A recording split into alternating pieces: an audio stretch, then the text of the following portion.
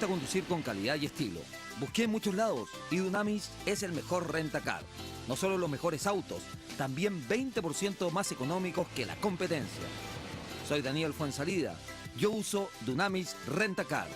www.dunamis.cl.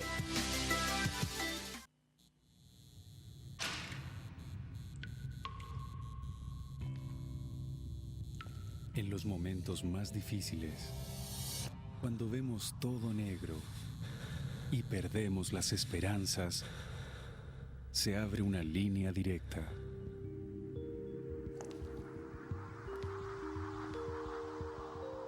Llámanos. El estudio jurídico Schilling Abogados es un moderno bufete ubicado en la entrada de la dehesa. Defiende los derechos de las personas y es dirigido por el reconocido litigante Mario Schilling y cuenta con un staff de abogados asesores en las áreas de litigación penal, laboral y civil. El estudio jurídico Schilling Abogados evalúa los casos antes de ser asumidos. Nuestro estudio jurídico no pretende convertirse en la oficina con la mayor cantidad de clientes de Chile, sino en el estudio jurídico con más empatía y comprensión por el ser humano que recurre a nosotros.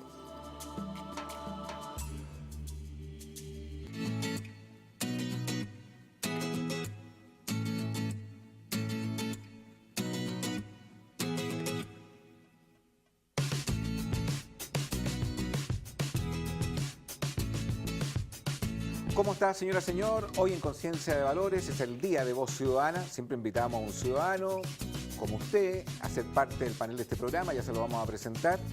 Vamos a hablar acerca de la inclusión. ¿Cuánto hemos aprendido de esto a pesar del desarrollo que ha tenido Chile o cuánto todavía nos falta? Usted puede debatir con nosotros a través del hashtag CDB-inclusión. Hashtag CDB-inclusión.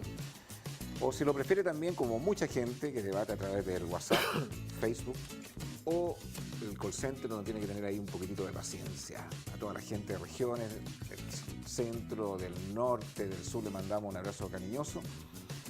Y le damos la bienvenida nuevamente a este programa a Catherine Urrutia. Gracias por estar con nosotros.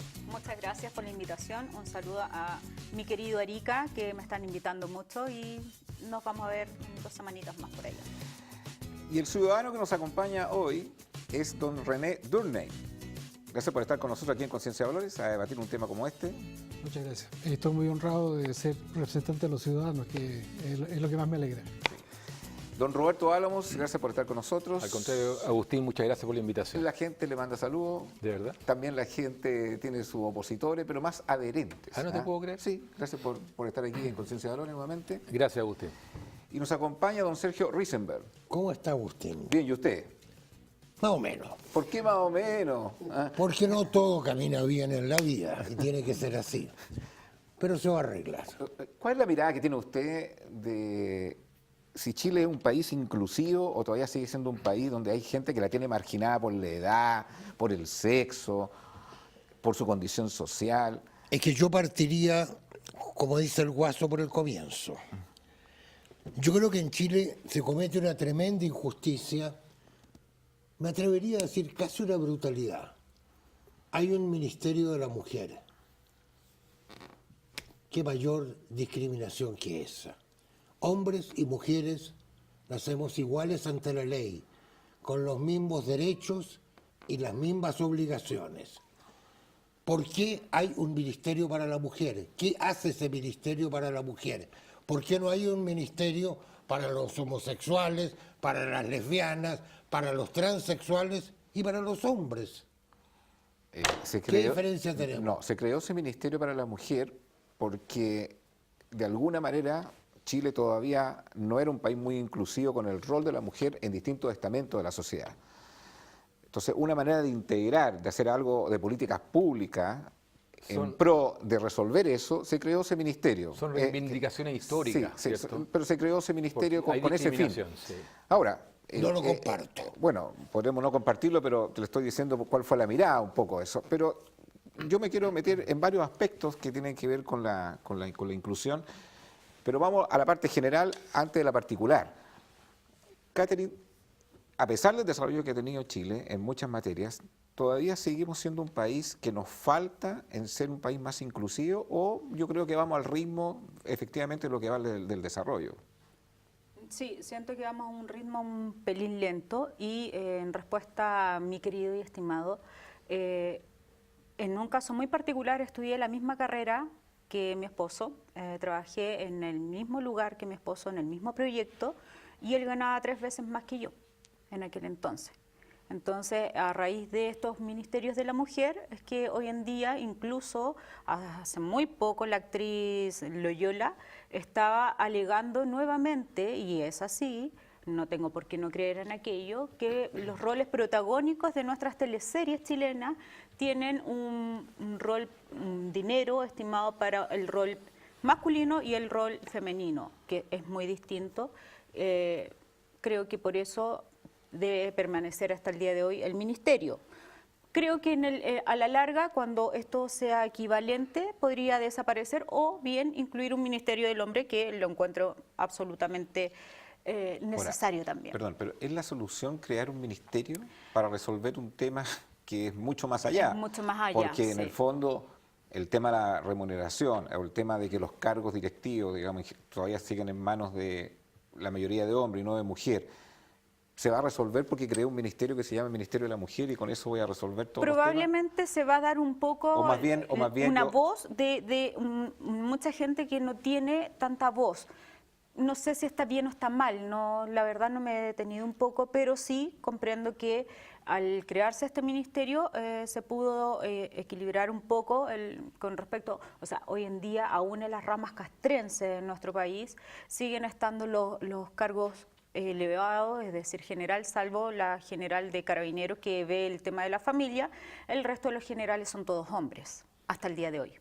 Entonces, ahí hay un tema que puede haber un debate, podríamos verlo en el tema de la inclusión, porque la mujer no es capaz de llegar a un punto elevado. ¿Sabes quién gana el sueldo más alto en la televisión chilena?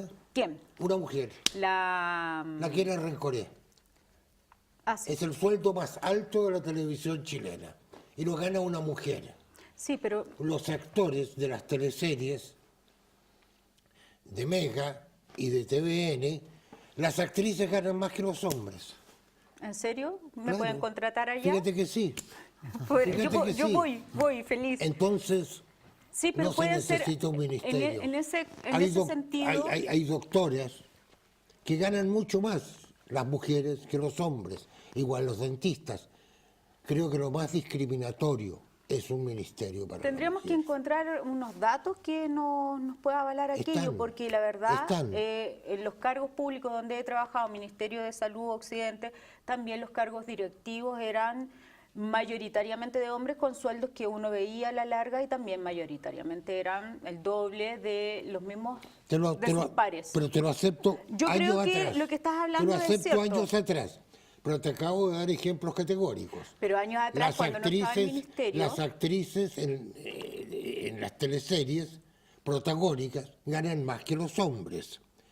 La Kena Rencoré es el sueldo más alto de la televisión chilena. Muy merecido, además, porque es talentosísima.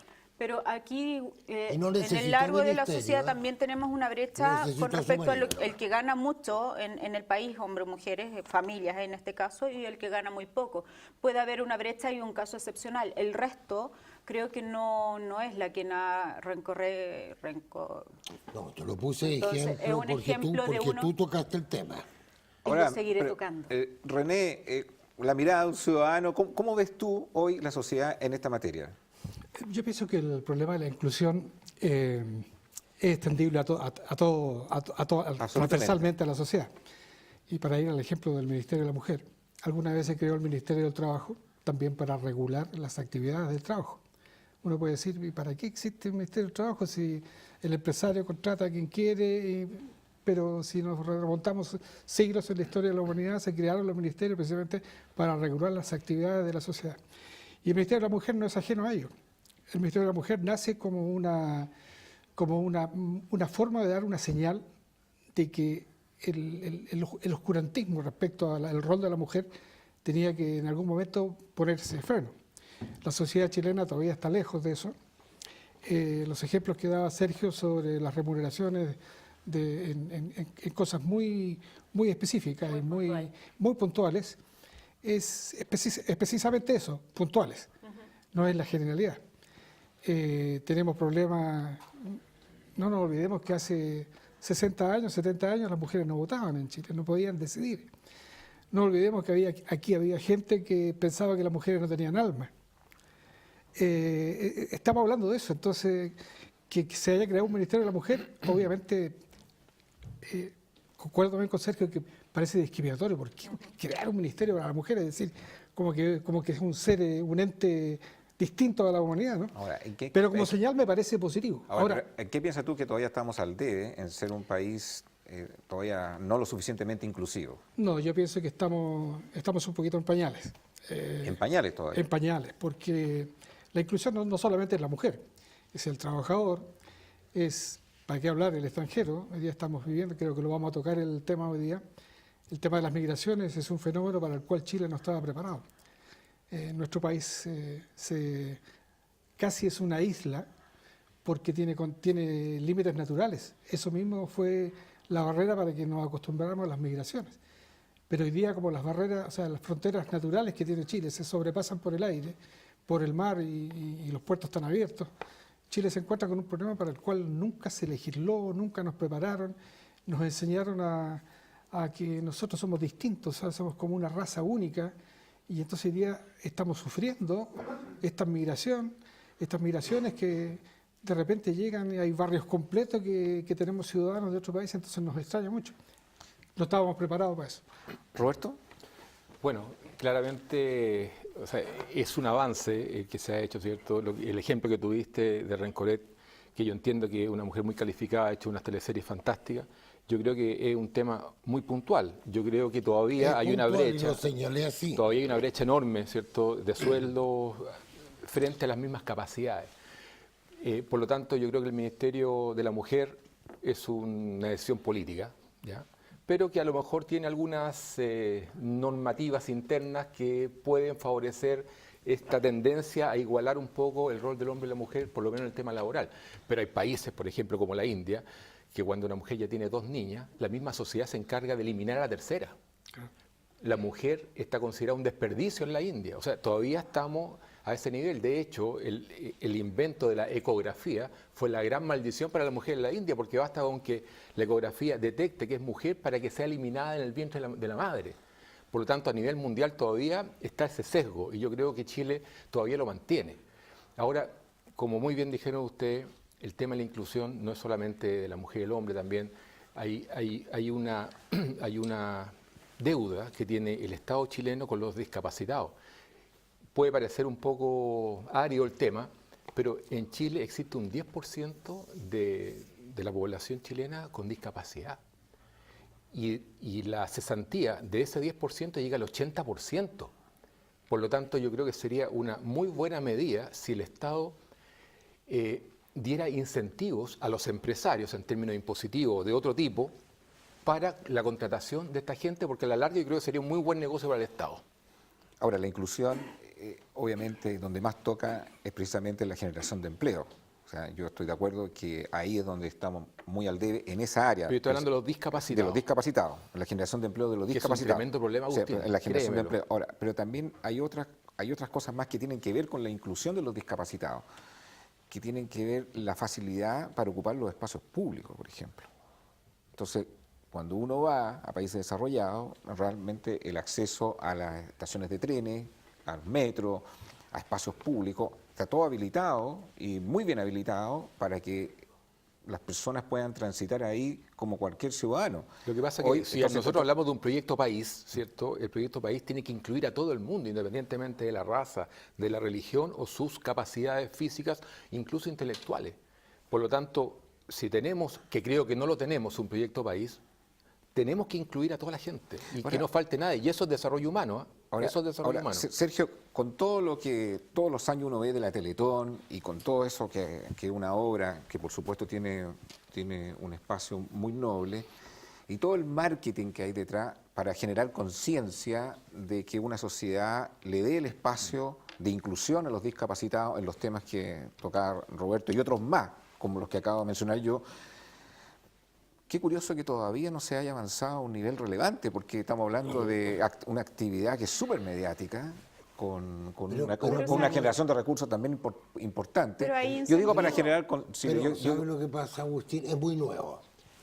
Este tema de la inclusión comenzó a hablarse en los años 90, y básicamente en la educación. En la discusión que se generó de aceptar a niños con capacidades diferentes o con síndrome de Down, por ejemplo, en los colegios.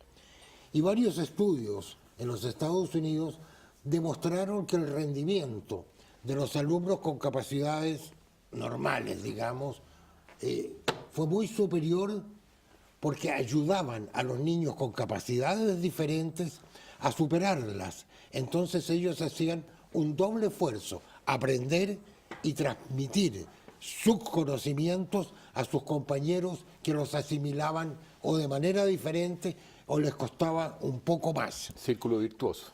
Claro, pero yo creo que si hablamos de inclusión, en educación, que es donde nace el problema, debemos terminar con otro problema que es más serio a mi juicio. Porque hay colegios para hombres y mujeres.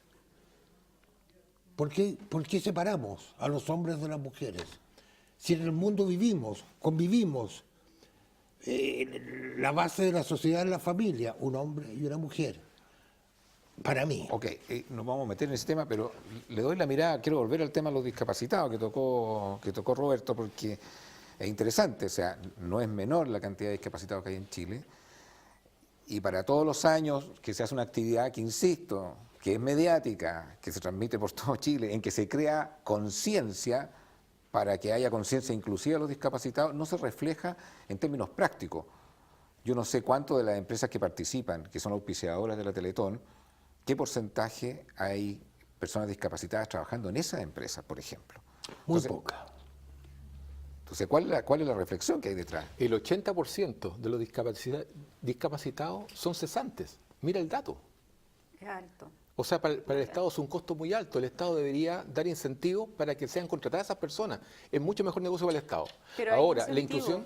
¿Ah? Perdón, hay incentivos. Sense te Sí, favorece... por cada 200 personas que tú tengas en tu empresa, tienes que tener el 1% de gente discapacitada, pero en la práctica no se cumple.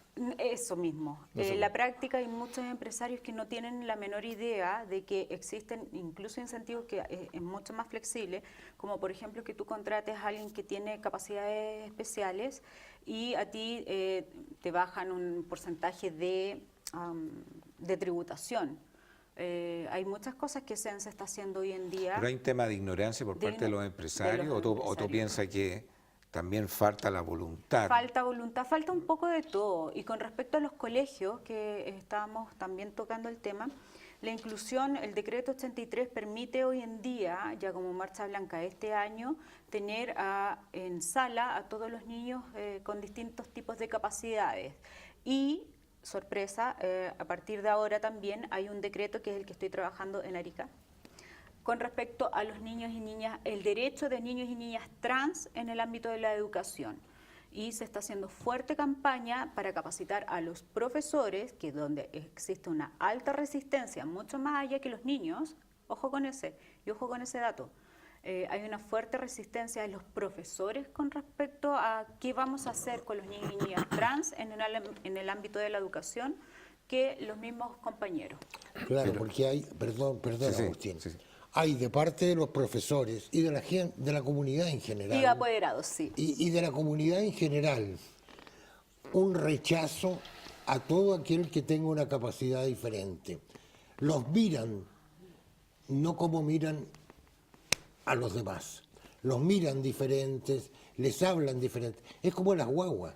Las guaguas deben pensar que ellas, dentro de su mentalidad, que son tontas, porque están en una cuna mirando el techo, que es lo único que ven, pues las tienen en una cuna mirando el techo. Sí, pero aclaremos una cosa. Espérate. Y ven a la gente hablar, escuchan hablar normal. Pero cuando se acerca a alguien a hablar con una guagua, le dice, ñi, ñi, ñi, ñi, ñi, y le aprietan los cachetes, todo. Qué cosa más rara. Pero me gustaría hacer una pequeña diferenciación. O sea, los chicos trans, ¿cierto? No son discapacitados, hay que aclarar eso, porque no Absolutamente. estamos metiendo dentro del paquete de los nada. discapacitados. Tienen orientación sexual distinta. Sí. No, estamos Pero hablando, ahora, estamos hablando de la ámbito de lo inclusión. que tú tomaste, inclusión. claro, lo que tú estás hablando, Catherine, es súper importante, porque aquí, si nosotros hablamos de inclusión escolar, también tenemos una deuda muy grande, porque los profesores tienen que tener la calificación y la capacitación para ver en el estudiante, en el joven, algún problema del por qué no se inserta dentro del proyecto escolar. Entonces, tiene que tener la calificación y la capacitación para hablar con él, entenderlo y ver qué está pasando. Si no puede, tiene que, por una cuestión de norma, llamar a los padres y ver qué está pasando a nivel familiar. Y si aún así no se busca la solución, ella tiene, por ley, la posibilidad de ir a la casa del joven para ver en qué medio se está desarrollando. Y si ella ve, el profesor o profesora, que hay un problema en la casa del joven, ella tiene que notificar eso al distrito donde corresponde al colegio para que el Estado se haga cargo con una comisión multidisciplinaria, sociólogo, asistente social y psicólogo, ¿cierto? Para que vean la posibilidad de, a través de un trabajo específico, insertar a ese joven en la sociedad. Y eso no se está haciendo, eso se hace en los países desarrollados. Es que sabes Chile que nosotros no está partimos un poco al revés. Estamos matando a los niños en el esto, Sename y menos vamos a hacer eso, digamos. Hacemos esto y después empezamos como a arreglar. Se Primero improvisa hacemos todo. la carga y después vamos a ¿Sabes arreglando por qué los el países camino. desarrollados son desarrollados y exitosos? Porque tienen hacen políticas el- preventivas, Exacto. no reaccionarias. como René. las nuestras. Bueno, yo quisiera decir Comparto. que si bien es cierto, estamos muy al debe como país todavía en este aspecto de los discapacitados, yo quisiera ser positivo. También yo comparo, por ejemplo, yo soy un hombre mayor y me doy cuenta hoy día del desarrollo, porque tengo nietos y veo cómo se comportan en el colegio, la diferencia de aceptación hoy día del niño con capacidades diferentes. Porque ya no hablamos de discapacitado, porque ya es una segregación, o sea, no tiene capacidad. No, es que es un niño con capacidades distintas. Sí. Si todos los que estamos en esta mesa tuvimos en el colegio alguna vez compañeros con discapacidades y era, los niños son los niños más crueles, o sea, son los seres humanos más crueles que hay. Hoy día eso se está mejorando y eso es un símbolo, o sea, es un signo positivo que a mí me gustaría destacar. La sociedad ha progresado algo. Lo que tú decías, la campaña de Teletón, debería ser aún más intensa todavía la reacción de Chile frente a hay una fecha en que todo el mundo se le ablanda el corazón y somos capaces de hacer una gran campaña para ir a esta ayuda solidaria. Entonces, yo diría, la mirada positiva es que hoy día están siendo más inclusivos los propios niños. Ya hoy día es muy mal visto que en un colegio donde hay un niño con silla de ruedas vaya a ser segregado por eso. Pero estamos al debe todavía es exactamente en el tema laboral. Yo trabajo hace 46 años en prensa, nunca tuve un compañero en un diario que tuviera silla de ruedas.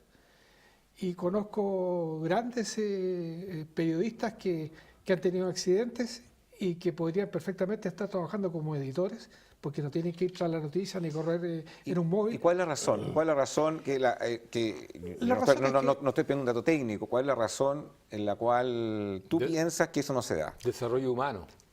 Fundamentalmente porque en el periodismo existe un viejo concepto que dice no tiene salud compatible con el cargo. Tú en el periodismo no te puedes resfriar, no puedes tener ciática, no puedes tener hernias, porque simplemente es incompatible con el trabajo. Pero todo el mundo piensa que los periodistas son toda gente de batalla, que están en la calle luchando Pero con lo que pasa es que esa frase no tiene salud compatible con el cargo, es una frase políticamente correcta que también se puede aplicar a cualquier gremio, no Claro, solamente al gremio de claro. ustedes. Que quizás esa es la razón que se da, pero en el fondo la verdadera es que lo sienten como una carga. Claro, exactamente. Y lo siento como una carga, pero te decía, en el mundo del periodismo hay muchos cargos que no van a la calle, que perfectamente podrían estar sentados. Yo no entiendo por qué una secretaria de una sala de redacción, por ejemplo, no puede estar en silla de ruedas. Si la secretaria normal también está sentada todo el día. Se para quizás hacer algo muy puntual, pero normalmente su trabajo estará con el teléfono y tal.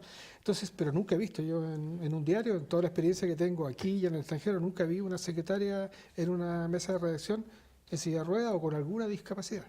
Entonces, te pongo un ejemplo, así como estábamos recién en ejemplos puntuales, también se da el caso. Entonces, pienso que ahí estamos como país muy lejos de dar esa facilidad. El lado positivo es que pienso que sí ha habido una evolución importante Ya tenemos que todas las veredas que se construyen tienen una esquina para sillas de ruedas. Ya vemos que los buses del Transantiago, no sé si funcionan, pero están de origen con la posibilidad de que suban sillas de ruedas. Eso, si lo trasladamos apenas a 20 años, era imposible.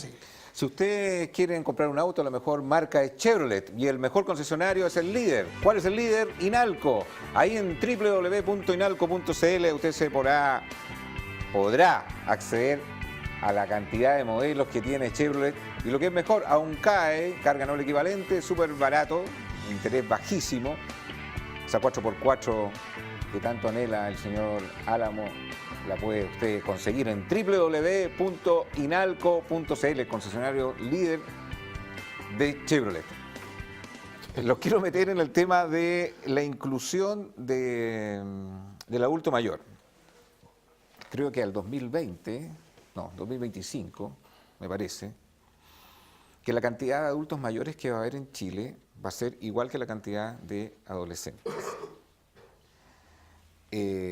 Roberto tocaba, si hoy día estamos súper al debe en la inclusión laboral, en el tema de los que tienen capacidades distintas, por no decirle discapacitados, porque creo que tenemos que mejorar ese lenguaje también, no me quiero imaginar la gran masa, yo lo hago así, masa laboral, potencial, que está activa, porque además la expectativa de vida va a seguir aumentando en los próximos 20 años, pero no tienen un espacio en el mundo laboral. ¿Cómo Sergio, ve usted ese ángulo? Grave, porque la vejez, los años, por lo general son señal de experiencia y de sabiduría, de conocimiento, que deben ser traspasados de generación en generación y no enseñados en una sala de clase. Y eso se consigue respetando a los mayores y dándoles la posibilidad de que se conecten, se contacten con las nuevas generaciones, cosa que en este país no sucede. Acá cuando tienes cierta edad, ya no eres viejo, eres un viejo a mierda. Y eso es muy grave.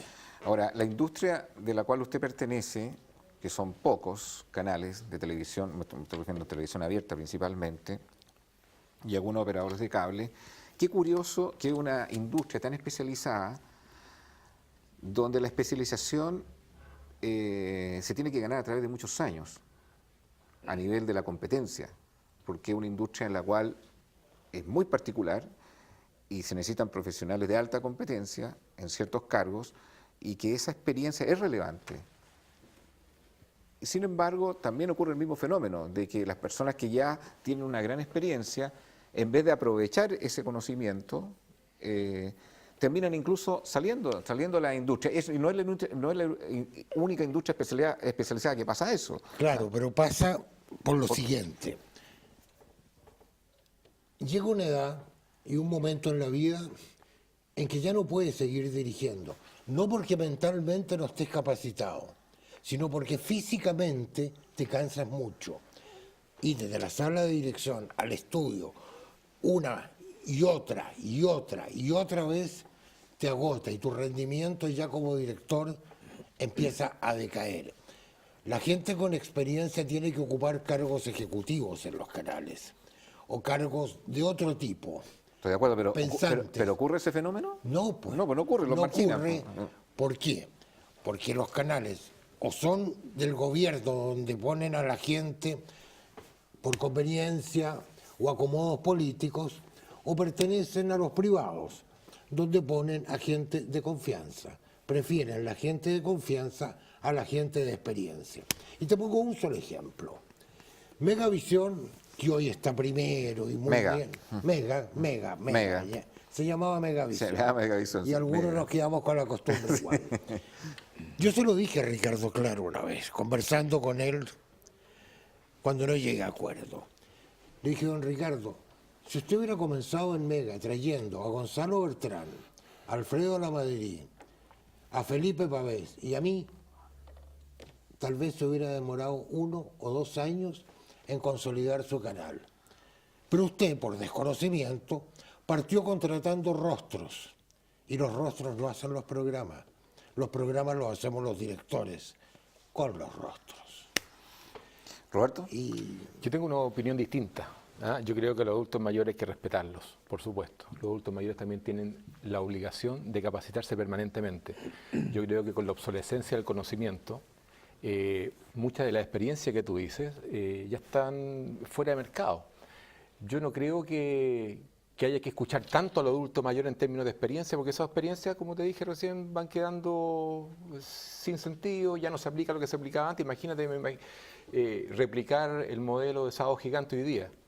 No, yo creo que sí, el respeto tiene que ser absoluto al adulto mayor, pero en términos de obsolescencia, también el adulto mayor tiene que entender que tiene que estar capacitándose permanentemente. Estoy poniendo un punto nomás. Estoy de acuerdo. Y eso me va a pasar a mí también, claro, le va a pasar a todo el mundo.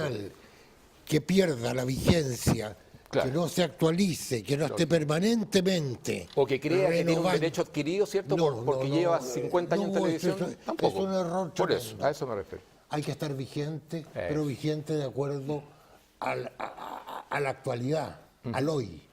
Entonces, claro, también es un problema de aquellos que se dejan estar porque creen que con su nombre van a conseguirlo todo o tienen derecho a más de lo que ellos Y muchas veces patético, hemos visto con gente que durante muchos años ha leído las noticias en televisión y creen que efectivamente tiene un derecho adquirido y de repente el sistema lo saca porque ya no, el modelo que él está desarrollando ya no es atractivo para la teleaudiencia. Y él sale con bilis, ¿cierto?, reclamando en los medios de comunicación que ahora tengo que estar vendiendo las empanadas que fabrica mi señora en un auto pequeño, ¿cierto? No es justo para mí después de toda la trayectoria que tenía en televisión. No entienden que la obsolescencia existe y ellos tampoco se dieron el trabajo de estar al día. Reconozcamos que la obsolescencia, aún con capacitación actualizada, no garantiza que incluso vayan a permanecer. O sea, yo conozco gente que incluso a cierta edad hasta lo han capacitado, mandándole MBA, y después a la vuelta lo han finiquitado igual, o sea, porque hay un ciclo de la vida. Entonces, pero ahí es donde está un poco el tema de este programa. O sea, ¿está bien? ¿Cuánto nos falta por eso? Esto, tú que tanto mencionas los países nórdicos, o sea, hay algo en lo cual uno puede decir Chile todavía le falta mucho en esta materia. De ponerle ganas. Estoy haciendo un proyecto que partí hace poco y una idea copy-pega, no me estoy tirando las flores ni nada. A través de un taller de cuentacuento que le estoy enseñando a un grupo de adulto mayor para que se hagan cargo de llevar actividades de cuentacuento, es decir, narración oral, a colegios, jardines, y la verdad es que la experiencia ha sido tan rica porque hay muchos chicos que hoy no tienen el abuelo en casa. Las familias nucleares hoy en día se compone de madre, padre, en algunos casos solamente madre y un par de hermanos. Entonces el abuelo como que ya no está dentro de nuestras casas y con este proyecto lo que se pretende es darle a este grupo de adulto mayor una instancia que no solamente sea juntarse para quejarse de la vida, sino que entregarle una herramienta potenciando el tema de la narración oral y llevarlos a un plano donde hay jardines donde los chicos pasan prácticamente las tardes solos. Entonces poder generar un encuentro entre estos mundos que en lo natural no se está dando muy buenos resultados. Muy buenos. Entonces ahí hay que tener un poco de ganas en el tema de la inclusión. Incluyo a estos niños que quedan a merced del play durante toda la tarde, lo incluyo dentro de un sistema donde va a haber un adulto que va a estar a cargo de ellos, haciéndole distintos tipos de actividades culturales, recreativas, incluso ayudando con el tema de las tareas muchas veces. Creo que es un poco de voluntad. René. Sí, todos hemos dejado la pelota dando bote en el área, porque cuando hablamos del tema de la inclusión de los mayores, el ideal sería que no tuviéramos que hablar de los mayores ni pedir inclusión. El ideal sería que la persona cuando llega a una edad de haber trabajado pudiera irse a su casa a descansar, a vivir el último tiempo y a vivir la vida, lo último que queda. El jubileo. Pero claro, y nos topamos con que está el tema ahí dando bote porque hay un proyecto presentado y hay una discusión nacional y nos vamos a demorar, no vamos a alcanzar a verlo, yo por lo menos. Pero René, seamos objetivos porque la expectativa de vida del ser humano de aquí al 2040, Exactamente. o sea, va a aumentar radicalmente. Entonces, una persona a los 65, 70 años va a ser potencialmente activa. Activo. Entonces, Claro, mira, el mundo va para allá. Entonces, Me perdonan un poquito la autorreferencia, pero yo tengo 70 años. Estoy jubilado hace 4 años, oficialmente. Pero tiene- sigo trabajando porque ¿Y no tiene puedo- buena jubilación? Soy periodista, así que te podrás imaginar la jubilación que tengo. ¿La tasa de reemplazo de cuánto es? ¿Qué porcentaje Eh, con respecto a lo que ganabas tú antes? yo no quiero contarlo porque voy a deprimir a los que están por jubilar. 30, así que 40%. Prefiero no contarlo. No, debe No, ser menos. es dramático. Pero Es es que 10%, mi caso, no, 15%, mi caso sí. no es parámetro porque yo estuve... Con lagunas. Estuve 17 años fuera del periodismo. Ah, claro, entonces con lagunas no- previsionales. Perfecto. no es un... Ya. Pero te quiero contar el tema de autorreferencia. Tengo 70 años y estoy jubilado hace 4 años, oficialmente, pero sigo trabajando. Pero cuando me toca, por mi trabajo periodístico, yo viajo mucho por el mundo, mucho, constantemente. Lo primero que tengo que hacer cuando llego a países desarrollados, ya en la aduana, en policía, cuando te interrogan por qué vienes, a qué vienes, y yo vengo a trabajar. Y tú me preguntas, ¿y usted todavía trabaja? Sí, ¿y por qué no se ha retirado? Hombre, porque no puedo contarle la historia del país. Le digo, pero mire, primero que nada estoy sano, todavía tengo cabeza y escribo y estoy vigente y bueno, por eso trabajo. Pero eso te llama la atención, la diferencia que tenemos en Desarrollo otros humano. países cuando tú llegas a esta edad, la gente ya no está. Y lo que tú decías, hay un ciclo que se cumple y que te reemplaza lo que viene, ¿no? Pero en Chile no, pues primero porque no podemos. O sea, los jubilados chilenos, no sé, bueno, salvo la casta que conocemos que está protegida para toda la vida, para ellos y sus familias, la mayoría de los chilenos tenemos que seguir trabajando después de jubilados porque no se puede vivir. Entonces, el tema, Pero la inclusión... acércate a Javiera Blanco, para que Bueno. te dé una jubilación espectacular. Por eso decía, hay que pertenecer a una casta Yo estoy consiguiendo muy el teléfono. determinada del país para poder tener esas jubilaciones Lógico. y esa tranquilidad para el futuro, ¿no? Pero el chileno El resto. común y corriente, el que conocemos todos, al que yo represento, porque soy uno de esos jubilados ¿El ciudadano de a pie? al ciudadano a pie, yo tengo todavía una hija, una nieta que es mi hija, que está recién terminando el colegio, entonces tiene 17 años. No me podría jubilar porque no podría mantener sus estudios. Nada. O sea, tengo que trabajar hasta el último día. Y el último día seguramente me lo van a descontar porque falté. Entonces no es el tema de la inclusión, es eso. Ahora, esto es una realidad, pero ¿qué podríamos pensar si ustedes tuvieran la posibilidad de implementar políticas públicas para revertir esto? No lo pretendo revertir ni en 5, ni en 10, ni en 15, pero pensemos en 20, 25, 30 años, porque el problema se nos viene encima ya. O sea, esto va a ocurrir, no sé, en el 2025, el dato estadístico que le está Ahí vamos a dando. reaccionar, pues. Entonces, Sí, ahí vamos a si tienen reaccionar. la posibilidad, Lleguemos primero. si tienen la posibilidad de darle un consejo a la gente en esta materia, a la gente que va a llegar a ser un adulto mayor y donde está viendo este escenario. Y diría, mira, ¿sabe qué? Prepárese para este escenario. Obviamente no esperemos que la sociedad o el Estado le vaya a dar todo, porque pareciera que no va a ser así, si no lo han hecho, se ha avanzado, pero a un ritmo muy lento. Pero preparar al adulto mayor para ese evento. Yo creo que sería interesante para, bueno, para la Al gente que nos está futuro mirando en adulto casa. mayor. Al futuro adulto mayor. Bueno, básicamente, mira, ¿cuándo tú puedes tener buenas pensiones? Cuando durante todo el ejercicio laboral, tu periodo laboral, estuviste cotizando. Para cotizar una cantidad interesante y tener una tasa de reemplazo del 80%, como fue la promesa de la AFP, que no se cumplió no por culpa de la AFP, sino que por otro sistema, tú tienes que tener un crecimiento relativamente decente, sobre el 3,5% estable, ojalá el 5%, del país durante todo el periodo laboral. ¿Qué significa eso? Que vas a tener trabajo, ¿cierto? Trabajo de buena calidad, sin lagunas previsionales, y vas a poder ahorrar con una cultura, por supuesto, del ahorro que tampoco está. ¿Ya? El ahorro me refiero a la PB. Tú mismo, si tienes un ahorro, te sobró un poco de plata porque trabajas en un lugar donde te pagan bien, ¿cierto? Puedes tener una cuotita adicional para ahorrar y eso va a mejorar sustantivamente tu jubilación. Esa cultura no está. Tampoco está el crecimiento permanente de la economía. Entonces te genera cesantía, te genera una serie de cosas que atentan contra justamente la jubilación de las personas. Pero hay otro tema que también es importante, antes de que se acabe el tema que deberíamos tocar, que en el San Borja Arrearán, de 100 niños que nacen, 60 son hijos de extranjeros.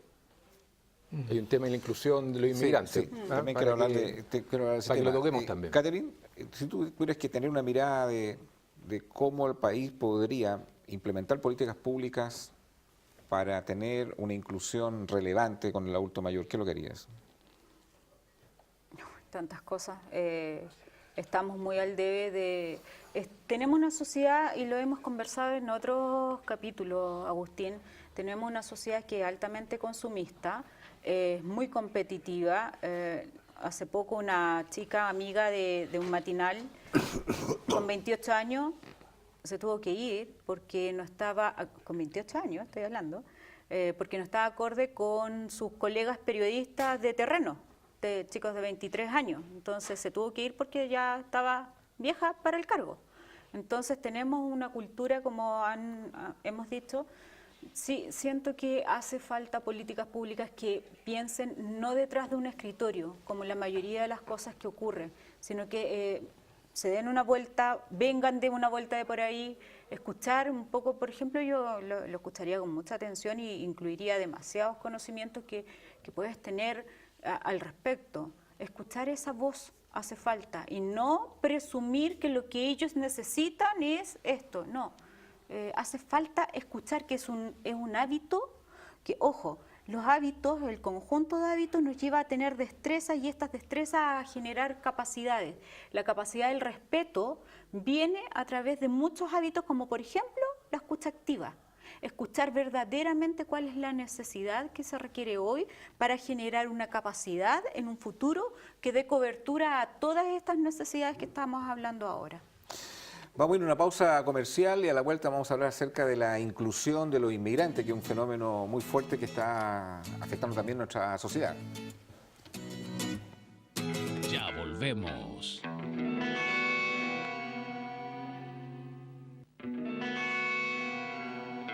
Estamos de vuelta.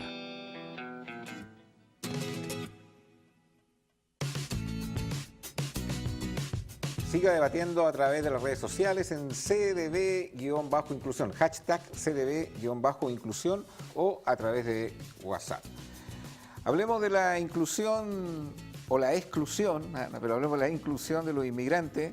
Roberto Álamo, ¿cuál es tu visión? Este es un fenómeno Mi visión es que las políticas públicas en esa área son muy deficientes. Son tan deficientes que nosotros, nuestro país, digamos, no tiene políticas de inmigración, sobre todo en el área sanitaria. Hoy día nosotros nos estamos encontrando con enfermedades que ya estaban erradicadas en nuestro país. Estamos hablando de la tuberculosis, estamos hablando de la lepra, estamos hablando de sarampión, entre otras. Entonces, y por supuesto, teníamos medianamente controlado el SIDA. Se sabe que la población haitiana, no quiero estigmatizar a los haitianos, pero la cifra oficial estamos hablando que el 10% de la población haitiana tiene SIDA. Las cifras extraoficiales superan el 20%. Entonces, cuando nosotros nos encontramos con cifras de nuestro Ministerio de Salud que dicen que la curva del SIDA se ha disparado en nuestro país, bueno, tiene que haber una correlación entre los inmigrantes, esa realidad sanitaria y lo que está ocurriendo acá. Por lo tanto, yo, sin estigmatizarlo a ellos, porque son gente que tiene muchos valores y han sido víctimas de las grandes potencias, han sido los haitianos. La verdad es que cuando se independizaron en el año 1904, y esta cuestión no es menor, Francia les dijo: no tengo ningún problema que se independicen, pero ustedes nos pagan el equivalente hoy día de 20 y tantos mil millones de dólares. Entonces le pusieron el pie encima, y para pagar esa plata tuvieron que endeudarse con bancos franceses y bancos norteamericanos. Cuando los norteamericanos dijeron que su inversión bancaria en ese país estaba en riesgo, invadieron Haití y se quedaron 20 años. Arrasaron con los árboles, arrasaron con todo. Entonces viven en la miseria. De hecho, no tienen acta de nacimiento en Haití. No hay acta de nacimiento, no hay política sanitaria, no hay nada. Entonces, si Chile va a acoger a los inmigrantes, que bien que lo haga, porque yo también soy nieto de inmigrante y me parece fantástico que lo haga, tenemos que tener cierto resguardo para que no colapse nuestra salud pública y no genere un impacto negativo en nuestra sociedad. Sergio.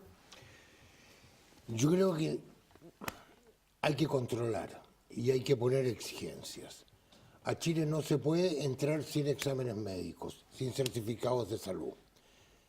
A Chile no se puede entrar si tú no tienes o ya un trabajo determinado o vienes con un capital de trabajo. Eso es imposible, no podríamos recibir ni siquiera a los venezolanos, ni Es los que no nos colombianos, ni reciben, los a haitianos. nosotros no nos reciben Sí, pero es en que- otros lados pero- si tú no vienes y no declaras es que- un capital de trabajo. Yo viví en Venezuela Pero y ¿quién me va a lo exigieron. contratar? ¿Quién va a contratar? Piensa que la cantidad de haitianos que están entrando al país son incalculables, porque yo he contado un ejemplo en los programas anteriores, que me tocó viajar, le pregunté al oficial de inmigración ahí en el aeropuerto, y me dijo, son cualquier cantidad, me dijo, yo atiendo 300 diarios. Entonces no podemos pensar de que si yo coloco un requisito, no, yo solamente acepto a los que tengan aquí un contrato laboral, o sea, imposible eso, o sea, porque eso no, desde el punto de vista de la aplicación práctica no se puede. Bueno, resulta que los demás países, incluso en Sudamérica, te lo exigen. Te lo exigen. Y me parece justo que así sea. Pero es interesante el punto, porque si yo le pregunto a cualquier empresario acá lo siguiente, si usted contrataría a un haitiano que todavía no tiene papeles legales en Chile, No, pues yo no lo contrataría. entonces ¿cómo? Entonces el huevo o la gallina, porque en el fondo entramos en un círculo. Bueno, yo lo viví en Argentina durante mucho tiempo, cuando me radiqué en Argentina. Me exigían un contrato, una autorización del sindicato para poder trabajar y el sindicato me exigió un contrato de trabajo para darme el Es que permiso. ellos entran con visa de turista, si no entran con visa de Claro, trabajo acá. de turista. Entonces se ponen a trabajar acá, perdona, bien cortito, se ponen a trabajar y viven en condiciones pero de miseria absoluta. Así Yo los es. veo permanentemente. Sí, hacinados. Hacinados. Hacinados, absolutamente. Bueno, en prostitución, olvídate. Entonces, por eso yo digo, pedirle a un haitiano que yo lo ingreso o no lo ingreso al país si tiene contrato de trabajo, no entraría ningún haitiano. Todos los que están entrando entran con visa de turista. Todos Bueno, los que están entrando. entrarán con visa de turista. La gran mayoría, diría Y yo. bienvenidos. Pero tendrán que regular su sistema de vida en Chile, establecerse, pedir residencia y conseguir trabajo. Y si no, tendrán que volver o buscar nuevos Y horizontes. entre medio se mueren de hambre. Oye, Si no un tienen tema- para comer, cuando me van a pedir trabajo a mí, llegan sin desayuno. Sí, es paupérrimo. Yo lo es una enti- miseria, pero tremenda. yo lo entiendo. El Estado de Chile es un Estado no solamente reactivo, sino que somos un país tremendamente subdesarrollado. Nos creemos país desarrollado, pero somos subdesarrollados y tenemos que entenderlo Muy así. tardíos. Tenemos que entenderlo así, subdesarrollado. René, Sí, yo te quiero decir, de nuevo un poco de autorreferencia, el tema de las migraciones me toca muy de fondo y lo conozco bien, porque yo también fui inmigrante y fui inmigrante legal. Yo llegué a vivir a España con 2 niños y mi esposa y por supuesto teníamos el mismo círculo vicioso. Iba al Ministerio del Trabajo y me decían, sí, no tengo ningún problema para darle una visa de trabajo, pero tiene que tener un contrato con una empresa española. Y la empresa española no podía contratar a nadie que no tuviera una visa de trabajo. Por lo tanto, te dabas vuelta en eso. Entonces Así es. tenías que vivir en la ilegal. Entonces, yo tenía que ir cada 90 días, tenía que salir de Barcelona a Perpiñán, en Francia. Y así de dramático. O sea, entrar en pleno invierno en un Fiat 600 arrendado, sin calefacción, pasar la frontera y estábamos viviendo en fines de los 70, los guardias fronterizos tapaban nieve y me decían, pero tú estás loco, ¿por qué haces esto? Pase, pase. No, que necesito que me timbren el pasaporte, porque tenía que renovar mi visa de 90 días. Entonces ese drama lo viví de cerca. Entonces hoy día me admira que mi país reciba con tanta facilidad a todo el mundo que llega acá. Y no solo eso, le da trabajo. No estoy en desacuerdo, al contrario, o sea, Chile necesita migraciones. Como decía al principio, somos un país isla, pero no estábamos preparados para la avalancha que se produjo, indiscriminada. Que también, o sea, yo soy el primero en estar de acuerdo en que vengan los extranjeros y que ojalá los acojamos y les demos trabajo. Pero no me gusta, por ejemplo, que después que nos demoramos 40 años, por ejemplo, en erradicar que se venda comida en la calle sin ningún control sanitario, hoy día lo tengamos porque es una forma de que esta gente trabaje. Eso me molesta. Me molesta que nos hayamos demorado 50 años en erradicar los cordones de campamentos después de mucho trabajo, ¿no? Y que hoy día los tengamos con extranjeros viviendo en condiciones pero paupérrimas, de una miseria increíble, porque les abrimos las puertas pero no les ofrecemos nada. Porque distinto sería que dijéramos, ahora, mira, es venga. interesante, René, lo siguiente, porque concuerdo contigo que son condiciones indignas, lo que podríamos llamar miseria. Pero esta semana me ha tocado hablar con venezolanos y también, por otras razones más, no con haitianos. Y cuando les pregunto cómo ellos están y dónde viven, es lo que dice Roberto. Viven en una casa, todo hacinado con una pieza, pero ellos consideran que esa condición es muchísimo mejor cómo estarían en Venezuela o cómo estarían en Haití. O sea, para ellos no lo definen como nosotros lo definimos como miseria o indigno. Y agradecen el país donde están, y aun cuando el sueldo no les alcanza, esa condición social y vulnerable es, para nosotros, para ellos es muchísimo mejor del país donde vienen. Son estados fallidos. Son potencialmente mañana trabajadores legales, potencialmente. O sea, ya es una ilusión, pero digo, ahí estamos al debe en el sentido de que ojalá el Estado pudiera, por último, no sé, incentivar la contratación de gente en el campo, en la industria, que ya lo vemos, en las construcciones hoy día hay mucha gente extranjera, pero no sé en qué condiciones laborales. En condiciones, yo te podría decir, casi volviendo un poco a la esclavitud, porque se les retiene su pasaporte, y eso siento como que es el ¿cómo se llama? El grillete. Claro, el grillete en el pie. Quitarle el pasaporte a una persona es ilegal. Es ilegal, pero se está haciendo. Es una práctica que se hace hoy en día. Entonces pero estamos volviendo al tema de la esclavitud un poco. De modo que la gente que llega, guiarla. Sí. Necesitamos obreros de construcción en tal y tal parte. ¿Te quieres ir a Antofagasta? ¿Te quieres ir a Iquique? ¿Te quieres ir a Copiapó? Pero tienes que calificarlos porque no saben hacer nada. Yo te lo digo.